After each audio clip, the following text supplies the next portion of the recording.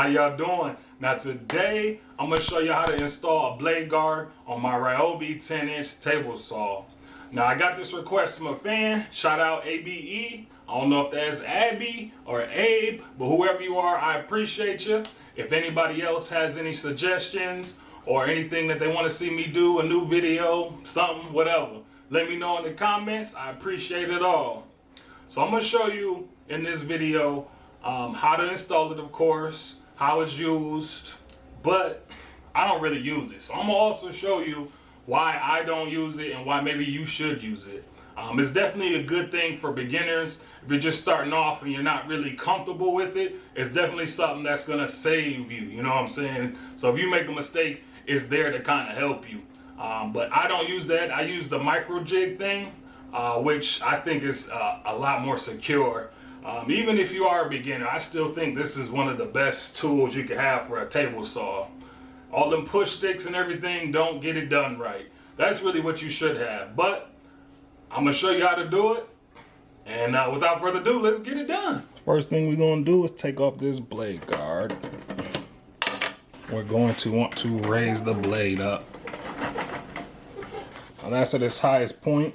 Now we can see this little orange piece here. This is your riving knife right here. This riving knife you always want to keep on your blade, even if you're not using this right here.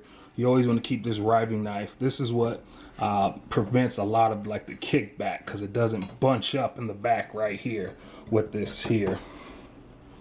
You know, your wood, once it gets to this part, with the kickback, it usually kind of folds up like that, and then it gets hooked onto one of these teeth and then flies back towards you.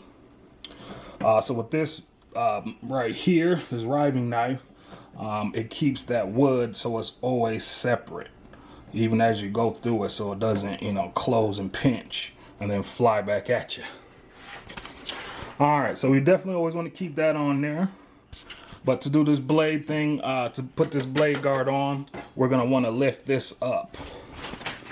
If you can see right now, it's, you know, kind of barely up on, you know, one side of it. So to use a blade guard, we're gonna want to pop this loose.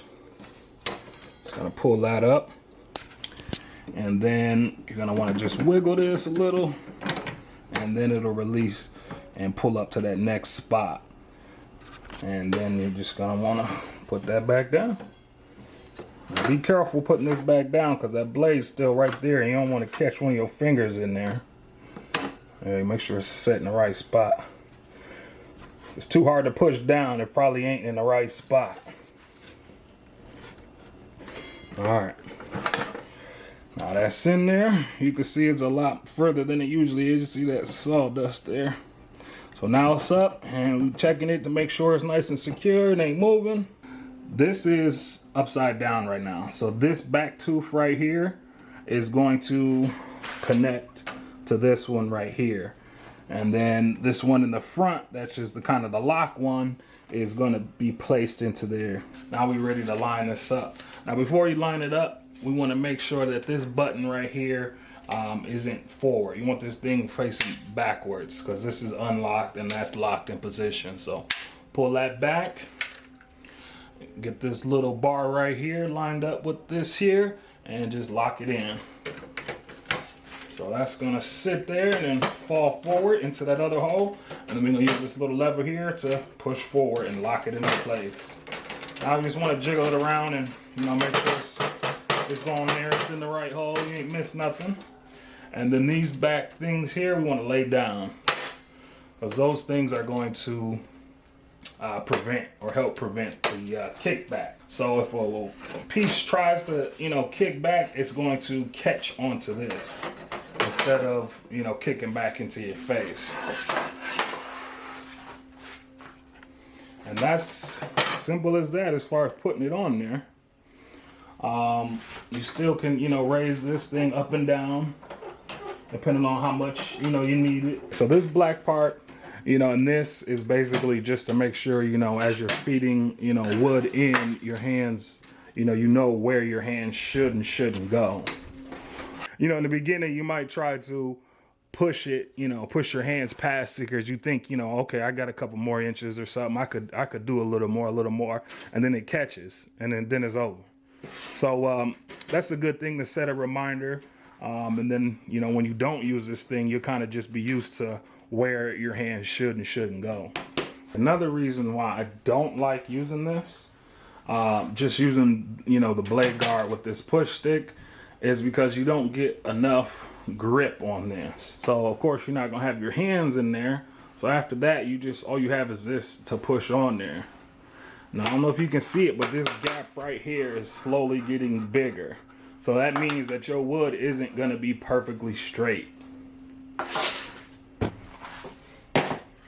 Now if you have the micro jig, or micro jig, that's not it. It's called the grr-ripper.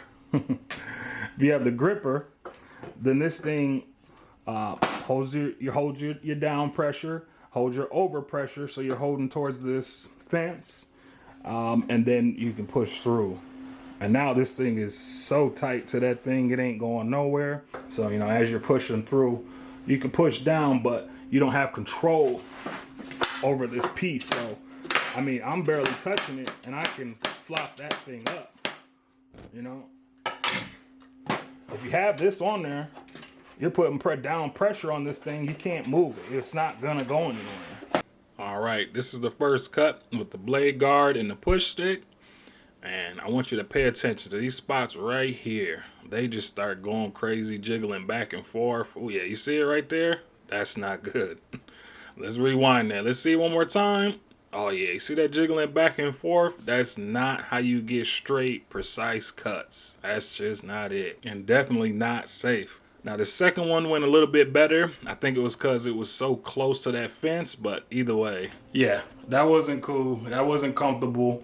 Look at here. Look inside here. Now you see that thing didn't even finish cutting that piece off. You see that little piece of extra thing sitting there. Look at that. It didn't even just barely finish doing that part right there. Yeah. This thing is a no-go. I'm not feeling it. Now let's look at the difference when you're using this gripper. Now you can see both sides of the piece are held down tight and secure. The offcut and your original cut both feel secure and don't feel like it's gonna move at all. Even when you're cutting something as small as a ½ inch, this thing still feels tight and secure. I love it. All right, now look at that. That's skinnier than my finger. That's a nice little piece, and that thing felt secure. You know what I'm saying? Now, there's no way, even without that blade guard, that you could try to push use it with this push thing. This push guard is even bigger than this, so there's no way that you could actually use this thing. And there's no way in hell that you should be trying to use your finger. That wouldn't be smart at all. So, like I said, for big cuts and stuff like that, and you know, cuts that don't have to be exactly accurate, you know, this push stick would be fine. But you know, if you're trying to do something more precision, you want to make everything, you know, perfectly straight, then you definitely want this gripper. All right, now you know the reason why I use the gripper instead of this little push stick and that blade guard. If you have any other suggestions for new videos, anything you'd like to see me do, please leave it in the comments. Make sure you like and subscribe. Now, don't forget to subscribe. Till next time, appreciate it.